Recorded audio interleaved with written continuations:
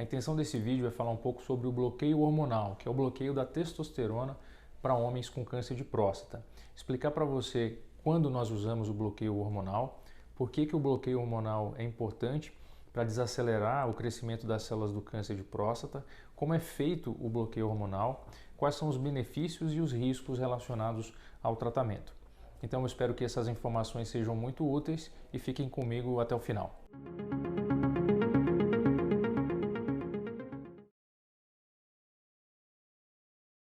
Bom, a primeira pergunta é como funciona o bloqueio hormonal. O bloqueio funciona através do bloqueio da testosterona, que é uma molécula produzida pelo testículo e que serve nos homens para produzir as características masculinas, a barba, a musculatura, e nas mulheres é produzida numa quantidade muito pequena.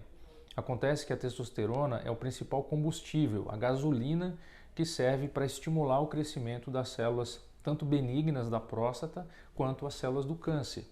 Portanto, em algumas situações, nós queremos bloquear o crescimento acelerado das células do câncer que se disseminaram pelo corpo inteiro.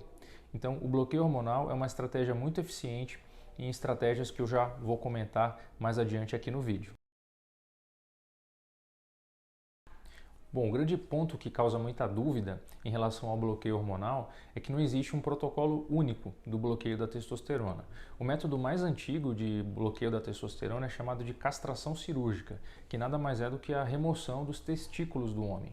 Infelizmente, em países desenvolvidos, subdesenvolvidos como o nosso, ainda fazemos muitas cirurgias como essas, que são mutilantes, que é chamada de orquiectomia, ou seja, a remoção dos dois testículos. Por motivos óbvios, é uma cirurgia que altera muito a autoimagem do homem e a maioria dos pacientes, claro, não querem passar por esse tipo de procedimento. E foi por isso que há mais de 40 anos atrás, algumas medicações surgiram que têm o mesmo e proporcionam o mesmo efeito de uma castração cirúrgica, que é o método de castração química, que pode ser feito através de medicações injetáveis, aplicadas uma vez por mês, a cada 3 meses ou, em alguns casos, a cada 6 meses. E mais recentemente, o surgimento de drogas que fazem o bloqueio da testosterona através de comprimidos, que infelizmente ainda não estão disponíveis no mercado brasileiro. Bom, e a razão de não existir um protocolo único é porque existem diferentes cenários. Em alguns países do mundo onde o acesso a essas medicações é amplo, praticamente não se faz a cirurgia de orquiectomia. Em países onde as condições de saúde são mais precárias, os índices de orquiectomia acabam sendo mais altos, até porque é uma cirurgia onde, uma vez feita, o paciente não precisa ficar recebendo regularmente doses para manter o bloqueio da testosterona, é feito uma vez só. Já aqueles que seguem usando a medicação precisam receber a dose do remédio regularmente. Bom, as vantagens do bloqueio hormonal são óbvias, o bloqueio do crescimento das células do câncer. O problema é que o bloqueio da testosterona pode trazer alguns efeitos colaterais para os homens. Por exemplo, uma perda do interesse sexual, uma dificuldade para iniciar e para manter a ereção. Alguns homens podem ter alterações na concentração, da memória, perda de massa muscular magra e ganho de massa muscular gorda, levando a um aumento de peso, uma piora do sedentarismo. Alguns homens sentem sintomas como se fosse da menopausa masculina, que seria a andropausa, ondas de calor, fogachos. Todos esses efeitos podem estar relacionados ao bloqueio contínuo da testosterona.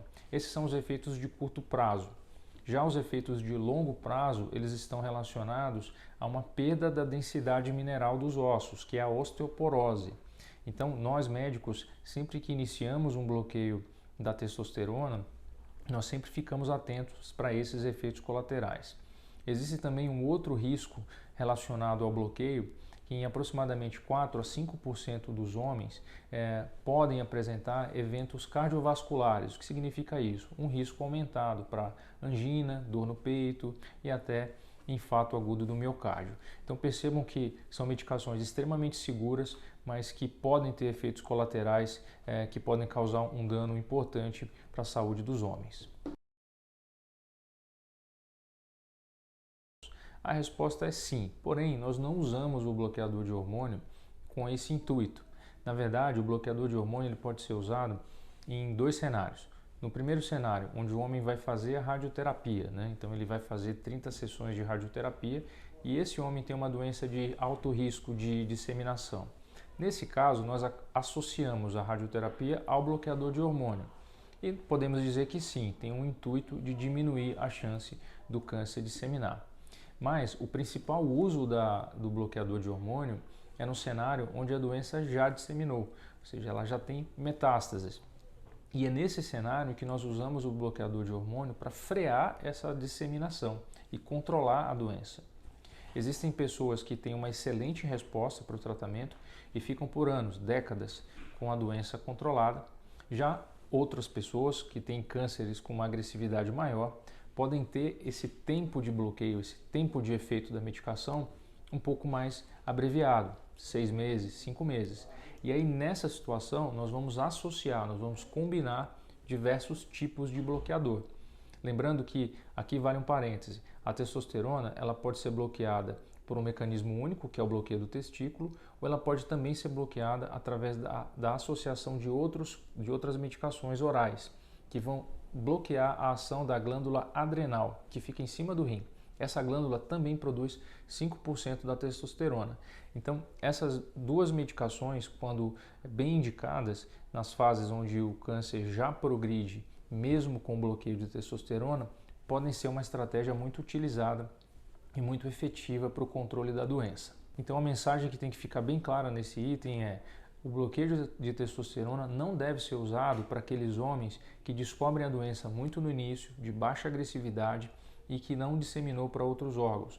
E é por isso que nós falamos muito a respeito do diagnóstico precoce, onde a cirurgia e a radioterapia isolada têm uma maior efetividade, com menor risco de efeitos colaterais e menor chance de você precisar usar algum dia o bloqueador de testosterona. Bom, repetindo aqui sobre os riscos do bloqueio hormonal, basicamente são aqueles efeitos na memória, como eu já comentei, perda de massa óssea, ondas de calor e a perda do interesse sexual e da potência sexual. Esse eu diria que são os principais riscos, junto com aquele pequeno risco de aumento nos efeitos cardiovasculares, como infarto e AVC. Então, sempre que possível, nós tendemos a evitar a utilização dessas medicações. E quando o paciente passa a usar esses remédios, nós já fazemos uma avaliação sempre preventiva a cada 3 meses, né? Avaliando tanto a saúde óssea, estimulando a atividade física e uma prevenção também com o cardiologista. O bloqueio hormonal ele pode ser usado de forma contínua, então alguns pacientes usam o bloqueio hormonal a cada 3 meses de forma contínua, pelo resto da vida. Outros pacientes usam de 18 a 36 meses, são aqueles que estão fazendo a radioterapia. Tá? Então, em torno de 10 a 15% dos homens usam bloqueio hormonal nessa fase e outros homens vão usar o bloqueio hormonal de uso contínuo. O que vem mudando recentemente é que, ao invés de nós fazermos um bloqueio contínuo para esses homens com metástases, nós podemos adaptar e fazer o que nós chamamos de intermitência, que é o homem tem uma boa resposta inicial ao tratamento, o PSA baixa, a testosterona fica controlada e esse PSA se mantém baixo por muito tempo. Nessa situação, nós podemos até evitar esse uso contínuo do bloqueador e até acompanhar o paciente. Mas vejam que são casos selecionados, não são todos os homens que se enquadram nesse perfil de uso intermitente da droga. Bom, mais uma vez eu agradeço a atenção. A intenção desse vídeo não de forma alguma é substituir a orientação do seu médico, né? Discuta amplamente todas as opções de tratamento, a trazer essas informações aqui nesse formato com a intenção de ajudar você a tomar a melhor decisão de tratamento junto com a sua equipe médica. Eu acredito que pessoas bem informadas fazem decisões melhores a respeito do seu tratamento e têm menos efeitos colaterais no decorrer da trajetória. Bom, eu sigo mais uma vez à disposição, vai ser um prazer receber todas as suas dúvidas, comentários aqui embaixo nesse vídeo. Nós vamos compilar essas informações e, quem sabe, gravar um próximo vídeo tirando a sua dúvida.